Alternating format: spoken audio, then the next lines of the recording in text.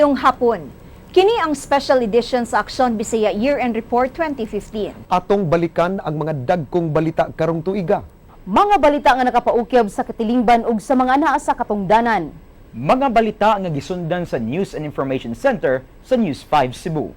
Mga reklamo nga giaksyonan ug mga kasayuran nga nakatabang sa katilingban. Ang unang report gikan ni kapatid Ray Pasaporte ang mga dagkong panghitabo nga iyang nakuha gikan sa kwerpo sa kapulisan. Kapatid Jinky, daghang mga panghitabo sa kapulisan karong tuiga nga nakapahingangha sa mga Subuanon sama sa pagpatay ug paglubong sa septic tank sa inahan ug anak sa lungsod sa Minglanilla ug pagpatay ni Karin K. Montibon. Gitabang ang French national nga si Julian Millard ug ang iyang higalang Indian national nga si Cheten Sapraia sa mga rescuers aron madala sa tambalanan. Giparaakan ang duha samtang nangaon ini fast food outlet sa barangay Tabunok, Dakbayan sa Talisay pasado alas 4 ganihang kadlawon. Wa ra magrabihi si Sapraia samtang nakaangkon og daghang samad pinusilan sa nagkadaiyang parte siyang lawas si Millard.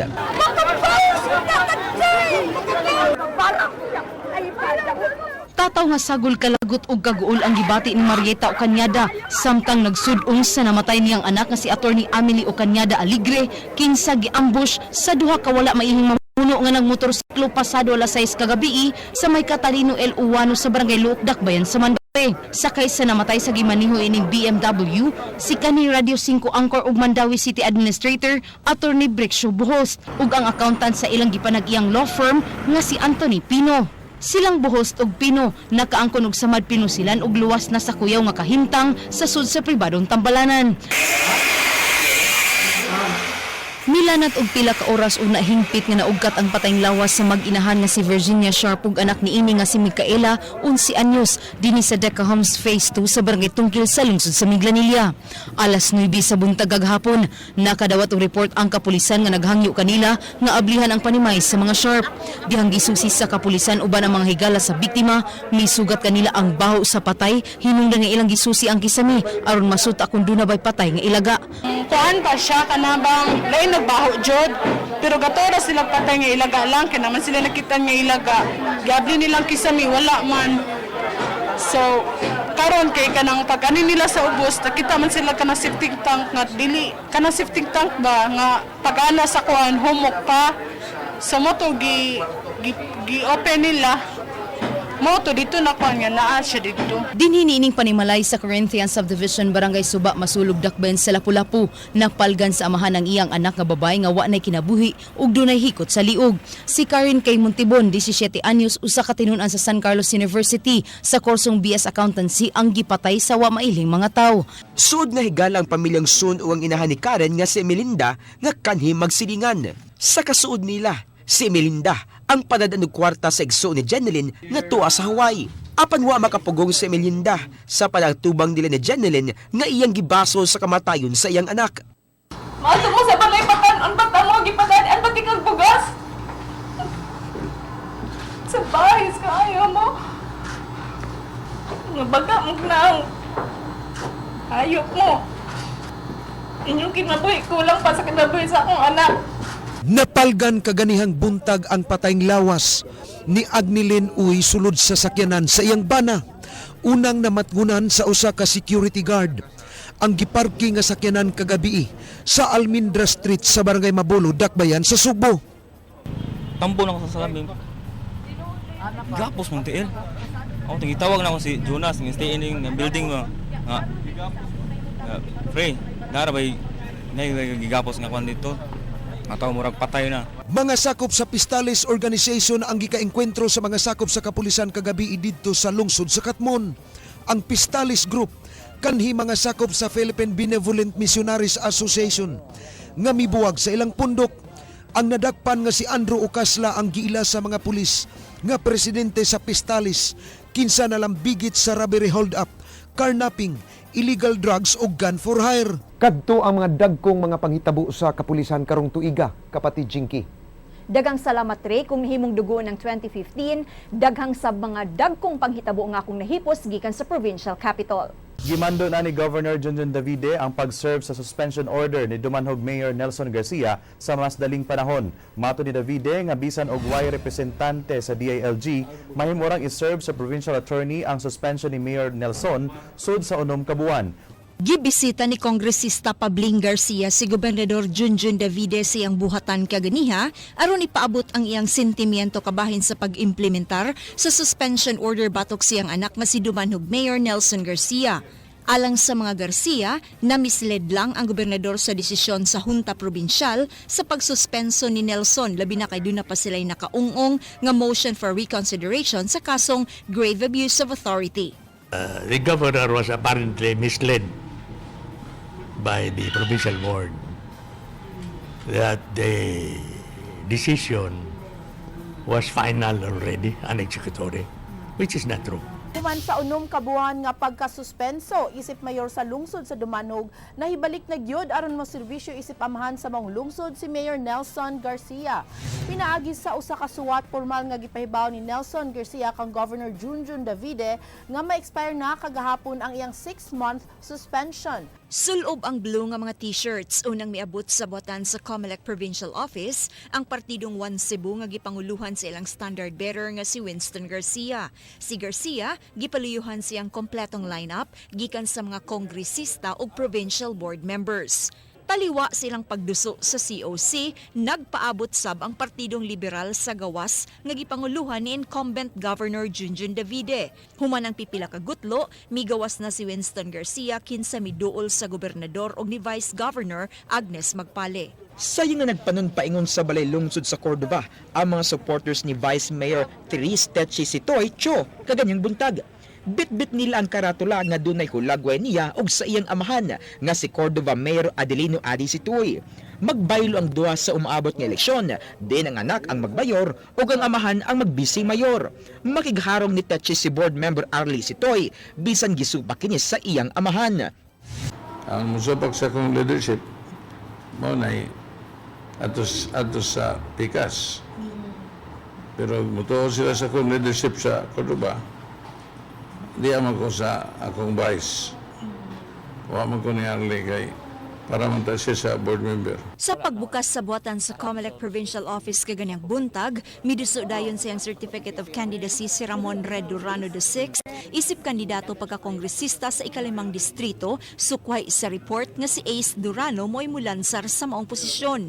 Kuyog ni Red Durano ang mga kandidato nila pagka-board member nga silang Miguel Antonio Magpale ug Jude Thadeo Sibico, ubos sa partidong bakod sa mga Durano. Human niya, miabot sab dayon si Abby Canoy ug supporters niya pagkakongresista sa 1st District. Gisundan kini sa laing 3 ka mga magpapili pagka-board member, dayon ang 76 anyos nga si Virginia Wagas Velasco nga buot moatbang sa mga Durano sa Kongreso sa ikalimang distrito. Mibalibad na sa pagatubang sa mga sakop sa media ang inahan sa usa ka tuig kapin nga bata nga namatay kinsa human giingong gibalibaran sa doktor sa Minglanilla District Hospital. Buot sa pamilya nga mahunong na ang maong isyu sa kabalaka nga basin ug di na hinuon unya pirmahan sa doktor ang death certificate sa bata. Sa ikaduhang higayon gireklamo ni sabkaron ang Minglanilla District Hospital kini human sa masuso nga namatay sud sa Tambalanan sa pasangil nga wa dayon kini matagad sa attending physician.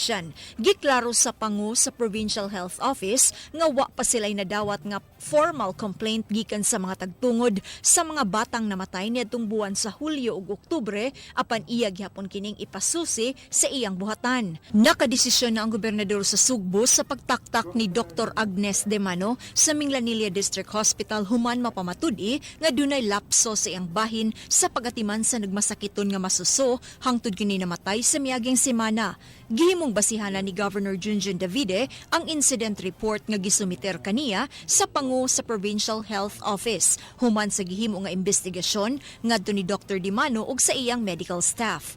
Alang ni Davide, waylo na sa Kapitolyo ang mga doktor nga mubo og pasensya.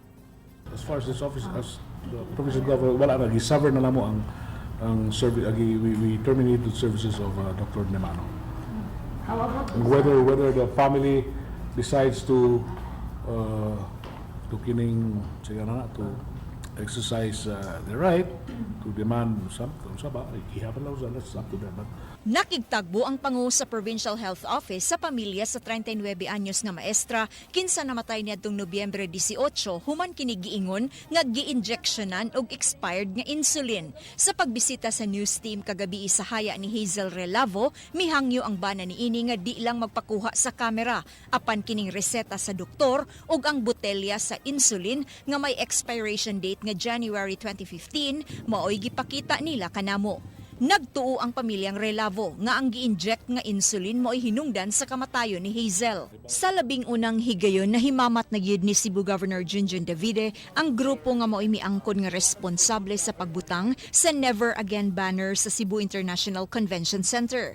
Ang Cebuanos for Good Governance and Development nga gipanguluhan sa ilang convener nga si Renel Oliva, personal nga nangayo og dispensa sa gobernador sa pagbutang sa banner nga way pananghid sa Kapitolyo. Ilang giklaro nga way politiko nga nagpaluyo sa ilang gibuhat nga aksyon. Ang message sa among advokasya pirming nagtudlo sa mga kabatanunan o sa mga botante nga dapat sa pagpili og mga kandidato kini ang atong sukdanan. Kaganihang buntag palang personal nga nakita ni Talisay City Mayor Johnny Videlos Reyes kining Never Again billboard nga nakamontar sa National Highway sa Barangay Tangke, siyudad sa Talisay. Ang billboard nga may nakasuwat nga Never Again Underwater Balili Property nagpasabot sa 98 million nga kantidad sa luna sa Naga City nga gipalit sa Kapitolyo ubos sa kanhi administrasyon ni Gwen Garcia. Ning bag-o lang gimando ni Ombudsman Conchita Carpio Morales ang pagkataktak sa serbisyo sa siyam ka mga kawani sa Cebu Provincial Capital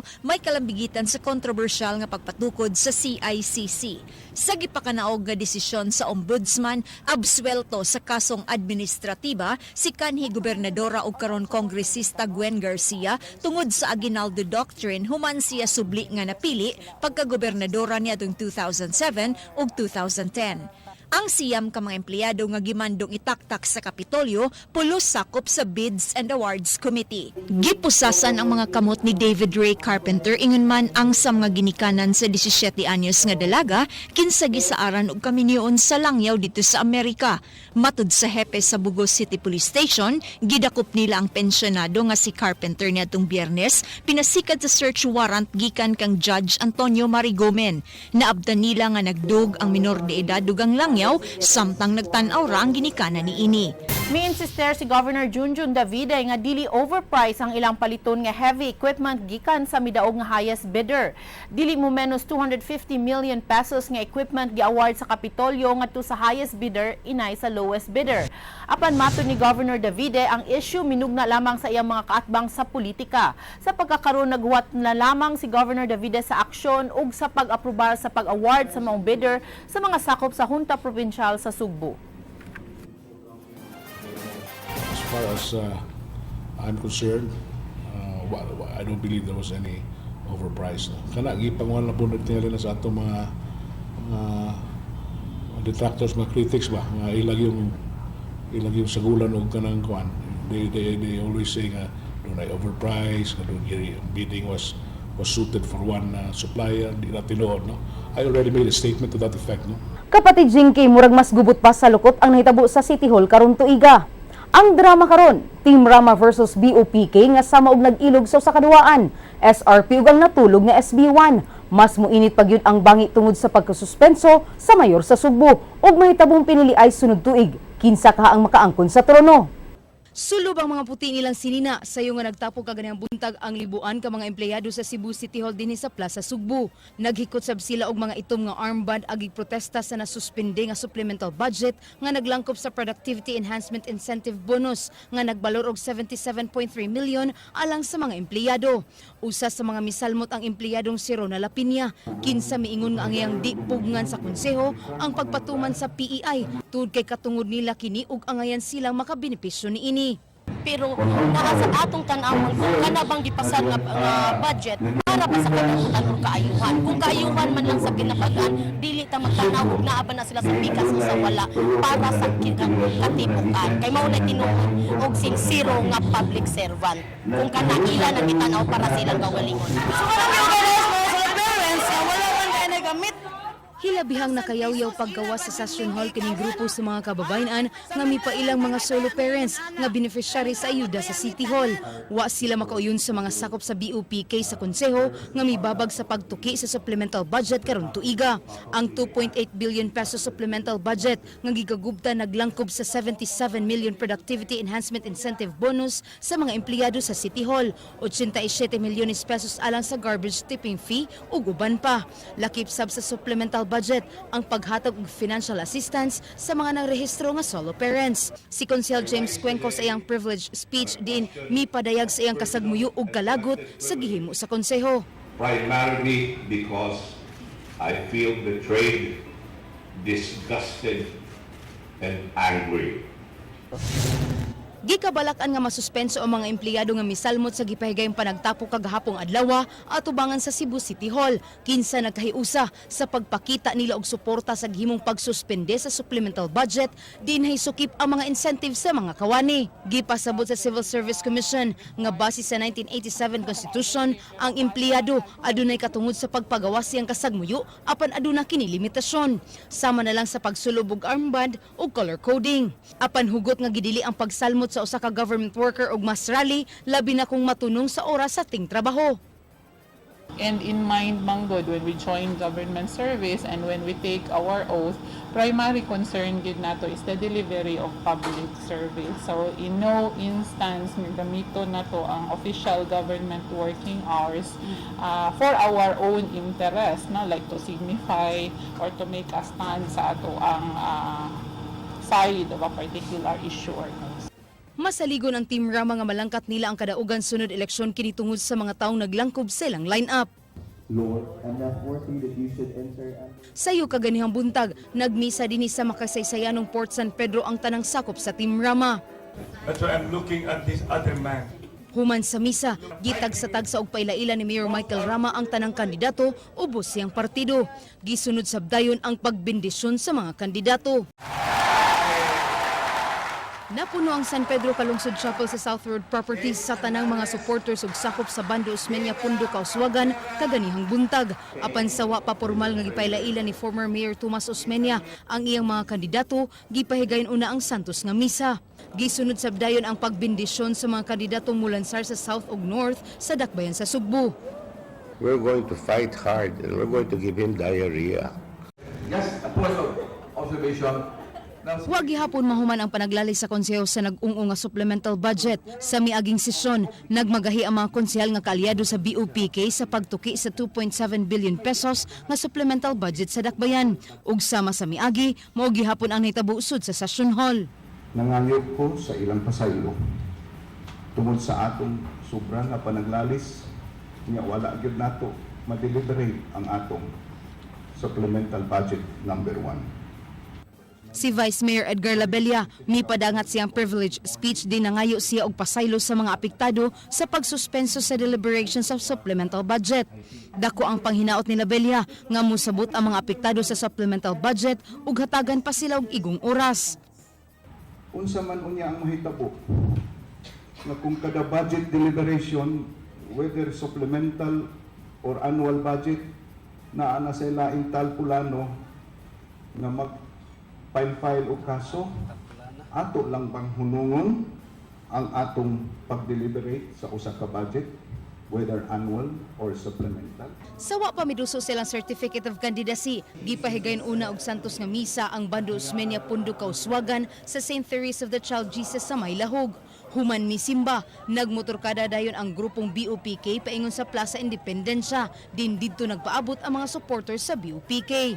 Human makighimamat sa mga supporters, nagbaktas dayon ang mga kandidato nga sakop sa BOPK paingon sa buhatan sa Camilec. Ang standard bearer sa partido nga si Tomas Osmeña nalipay sa gipakita nga suporta sa mga tawo ngadto kanila. Any comment? I'm very happy with the enthusiasm of the supporters, you know. They volunteered. I didn't even ask for it, no. So there's no hakot, nothing. They insisted on showing up. No?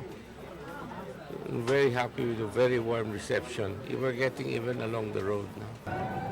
Gihugupan sa mga tigpaluyo ang Team Rama atol sa ilang pag-file sa ilang Certificate of Candidacy dito sa Comelec. Sa wala pa sila formal nga ni-file, gipahigayon una ang Santos nga misa diha sa Metropolitan Cathedral nga gipanguluhan ni Monsignor Boy Alisna. Napuno ang sulod sa simbahan sa mga supporters, samtang ang uban nga nagdala og placards nagpabilin sa gawas. Bisan og nag-ungot pa sa konsehong Supplemental Budget 1, wala kini mahimong babag sa Executive Department sa pag-submit sa Supplemental Budget number 2. Di mo minus 150 milyones pesos ang gisubmit sa ikaduhang Supplemental Budget ngadto sa konseho. Sulod sa maong budget, ang gigahin nga tag 30,000 pesos nga employees incentive sa matag empleyado sa City Hall. Lakip usab niini ang 50 milyones pesos nga tipping fee alang sa gilabayan ug basura sa dakbayan sa Sugbo.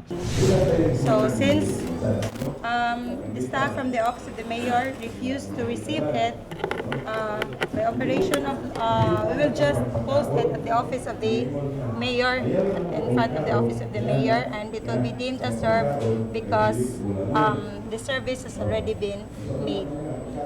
Pasado las 10 kaganihang buntag, giserve sa mga sakop sa Department of Interior and Local Government ang suspension order ni Mayor Michael Rama. Kining pag-serve, gipanguluhan sa ilang Regional Director, Rene Borjos. Ang preventive suspension order wa gidawat sa empleyado siyang buhatan, tud kay wa man sila nadawat nga order gikan sa mayor.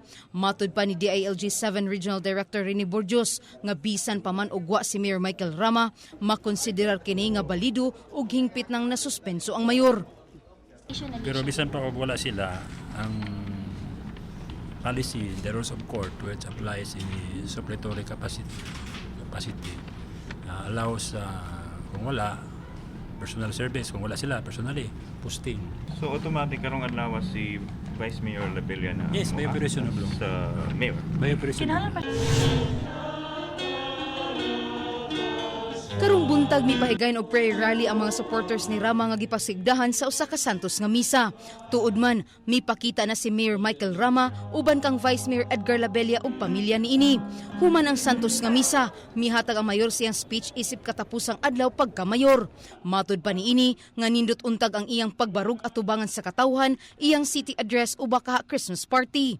Apan iyang Pasko daw masulubon tungod sa maong panghitabo. Karon Disyembre ought to be a joyful season. But what had He given to me in person, my earlier sorrowful season, not only to me, but to you and to my family. Human siya mihubo siyang barong niadtong Biyernes atol siyang speech sa pagdawat siyang pagkasuspenso. Iyang gipadayag sa katawhan nga usa na siya karon kaordinaryong tawo. Mato ni Mayor Michael Rama, buot niyang masinati nga maglakaw sa dalan ug makig-interact sa katawhan lakip na sa pagsakay og jeep di pasayroan. Ang gihimo sa mayor, nakuhaan og hulagway sa usa ka netizen nga si Lim Alex, din iya kining gipost sa Facebook kagabii. Makita sa mga hulagway nga nakigistorya ang mayor sa kasakay niini sa jeep ug wa mahadlok nga masnatch ang iyang cellphone. Yeah, because that is what was my beginning. I just want to feel now I'm a civilian. What is it to be walking on the road, then crossing the road, and then side by side, and opening your eyes, interacting with people. Ni sakit akong tiyan.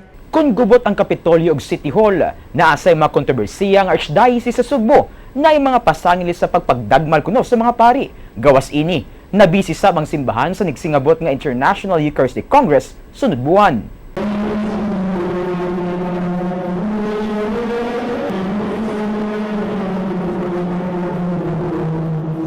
Pasado alas 10 na dihang gipresentar sa mga inmates ang sayaw alang sa Santo Papa.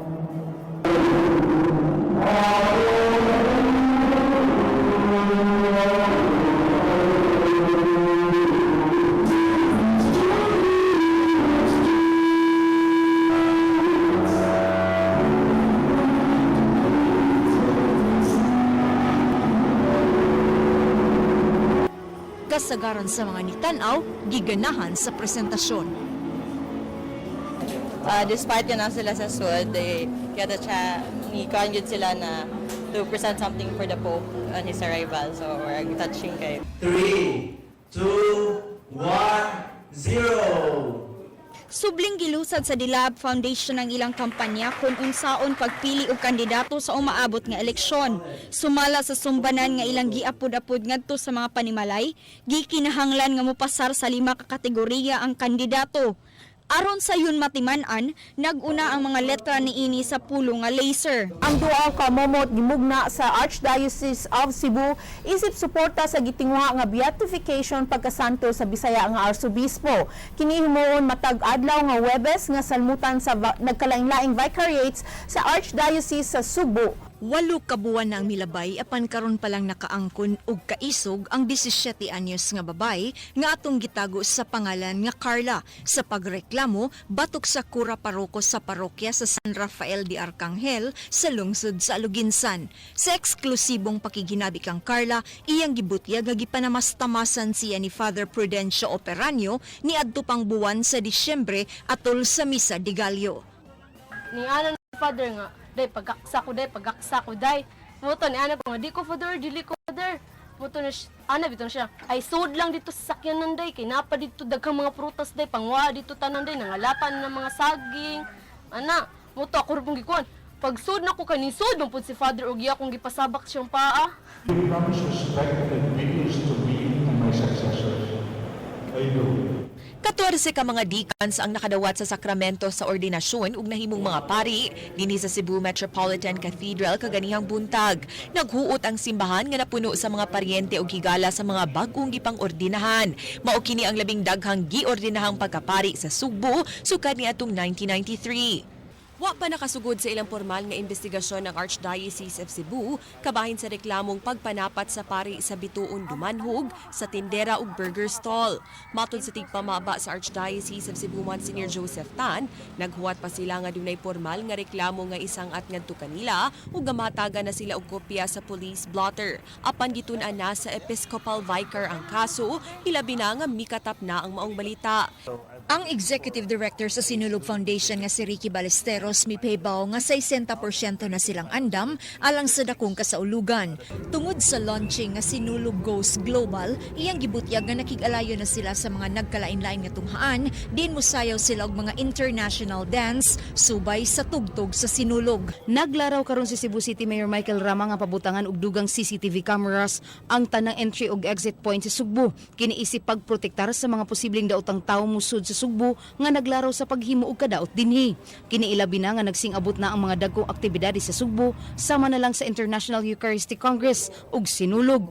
Buot sa mayor nga pabutangan og CCTV ang tanang intersection sa Sugbo. Gikatakda mo padala og suwat hangyo ang mga labaw sa PRO7 ngadto sa Kampo Krami alang sa pagpatuman sa total gun ban sa nagsingabot nga International Eucharistic Congress kun IEC nga ipahigayon dinhi sa Sugbo sa katapusang simana sa Enero sunod tuig. Gitinguha sa PRO7 nga ipatuman nila ang gun ban usa ka simana sa dili pa ang Sinulog aron maprotektahan ang mga lokal ug langyang bisita. Gipahigayon kagahapon ang dry run sa pagsira sa dalan sa San Jose de la Montaña kun Pope John Paul II Avenue. Ang dry run nunot sa gikatakda nga International Eucharistic Congress karong Enero sunod tuig. Ang dalan gisirhan sulod sa 7 ka oras gikan sa alauna sa hapon hangtod sa alas 8 sa gabii ug laing 4 ka oras kaganihang buntag gikan sa alas 6 hangtod sa alas 10. Human ni bisita ang General Secretary sa Simbahang Katoliko sa buhatan ni Chief Superintendent Prudencio Tombanyas kagahapon sa buntag. Si Auxiliary Bishop Dennis Villarujo ni padayag nga natagbaw siya human nakakita sa video presentation sa security preparation nga gipakita sa PNP. Mabot sa 15,000 ka delegado ang gilaumang mutambong sa dakong kalihukan atol sa finale sa IEC nga ipahigayon sa South Road property gipaabot sab nga madugangan ang crowd og 1 ka milyon ka tawo nga buot mosaksi sa kalihukan sa simbahan. Ang SRP usa lang sa 4 ka venue nga ipahigayunan sa kalihukan sa IEC gawa sa pavilion. Pila na lang katulog, mapupus na usab ang buwan sa Disyembre ug musud ang buwan sa Enero nga may labing busy nga buwan alang sa Sugbo. Kay gawa sa tinuig nga sinulog sa ikatulong nga Domingo sa Enero, musunod dayon ang pag-host sa syudad sa ika-51 International Eucharistic Congress nga tambungan sa 15,000 ka mga lokal ug langyaw nga delegado. Usa sa mga problema sa dakbayan sa Sugbo ang pagminos sa trapiko palibot sa IEC Pavilion nga may pahigayunan sa mga kalihukan sa Congress. Usa nakit ang solusyon ang pagpalapad sa mga U-turn slots alang sa mga bus sa mga delegado. Puno gyud og mga dagkong mga panghitabo ang tuig apan kung dunay mga hard news, dunasay mga soft news. Dini na nako ang mga kalingawan ug aksyon. Karong tuiga gilusad nato ang aksyon dayon. Dini nato giaksyonan ang mga reklamo sa atong mga kapatid. Wa gyud mahimot ang mga motorista nga moagi dining napita sa Peace Valley Barangay Lahog. Matag adunay moagi, maglikay-likay sa libaong nga daw sama o gikabkaba na ang karsada ug way mahimo ang moagi dining napita kundi sa paghinay-hinay na lang gyud. Apan ang uban mapugo sa pag-agi sa dagkong bangag aron dili sila makadasmag sa ilang gikasugat. Sama nining habal-habal nga nagpahinay sa pagpadagan aron dili madisgrasya uban sa iyang pasahero. Dili lang ang spaghetti wire mo dakong problema nga nasinati sa Sitio St. Jude Tadios, Barangay Tipadilla, lakip na nini ang duha ka poste nga delikado kayo nga matumba ug posibleng makaangol og aduna pay kinabuhi nga makalas. Sa among pagsusi og nasugat dayon sa among mga pananaw ang mga wire nga susama og spaghetti. Giubanan mi ni Tipadilla Barangay Konsehal Juanito Barrientos ang Committee on Environment sa Konseho og gitudlo kining duha ka poste kilid sa ilang kapilya. Nining si Manaha, atong gatiman ang reklamo sa atong mga kapatid sa pagkagubaon sa dalan sa boundary sa Barangay Lahog ug Kalunasan. Gidala usab sa atong atensyon ang kadelikado sa nadunot nga poste sa Barangay Tipadilla.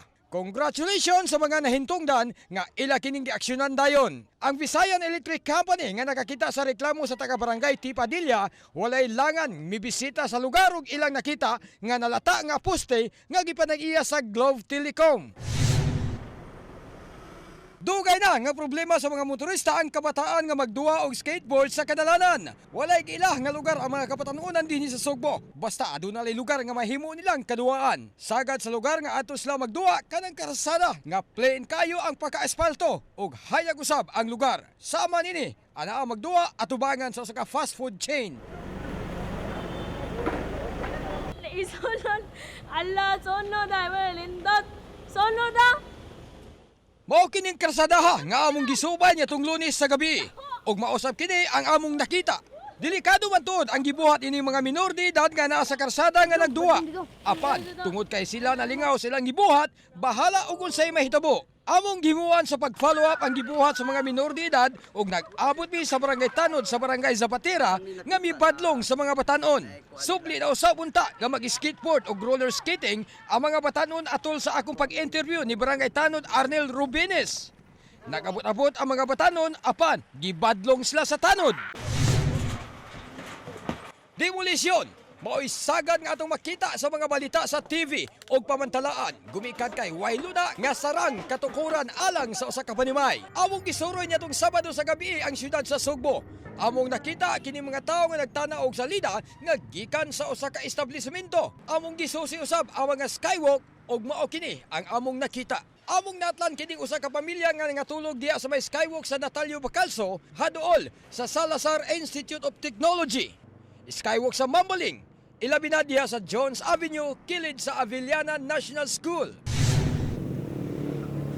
Naila na ang siyudad sa Sugbo nga hugod nga mopatuman og clearing operation sa mga lugar kansang mga sidewalk na puno sa mga illegal nga structures. Dili ikalimot nga tungod sa padayong demolisyon, daghang mga tao ang nasuko sa atong mayor kay nawad-an na sila sa ilang gagmayng panginabuhian. Apan wala nila hunahuna nga ang kahapsay sa matag suok mao'y bugtong gilantaw sa mayor. Usa lang ang siyudad sa Talisay nga gibisita sa Aksyon Dayon News Team. Awong nasaksihan ang kahuot sa dagan sa trapiko, labi na diha ubos sa may tabunok flyover kini tungod kay white tarong nga kaparkingan ng mga tricycle o mga jeep di paseroan. Nasuta sa Aksyon Dayon nga adunay sidewalk apan wala kini magkamit sa mga tao tungod kay gikural kini og walay fencing permit. Giklaro nining pamilya nga dili sila mao'y hinungdan nga migrabe ang trapiko sa may National Highway sa Tabunok Talisay tungod sa ilang gikural nga tindahan.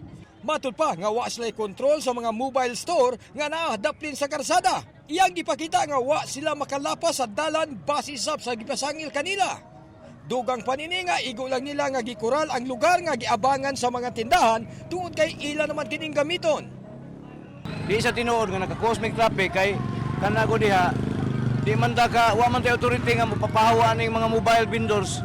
Ang kanang mga taxi diha o kaning mga pick-up daan na silang ka-parking diha. So wa may authority pagpapahawa ning mga tawhan na Sa ilan na sa City Hall ang ilang katungod, wa mamigahom. Niyadong milabay nga buwan, ingon ini ang karsada nga agian sa mga motorista matag adlaw dinhi sa Peace Valley habig sa Barangay Lahog. Ilang gireklamo ang lubakon nga dalan ug ang kadangog nini panahon kung mubunok ang kusog nga uwan. Ang aksyon dayon team mihimo dayon og lakang aron masulbat ang taud-taudang suliran sa mga motorista ug mga residente. Among nahinabi si Lahog Barangay Kapitan Hubito Tamurada kinsa mipasalig nga iya kini ipadangat ni Cebu City Mayor Michael Rama aron kini maaksyonan.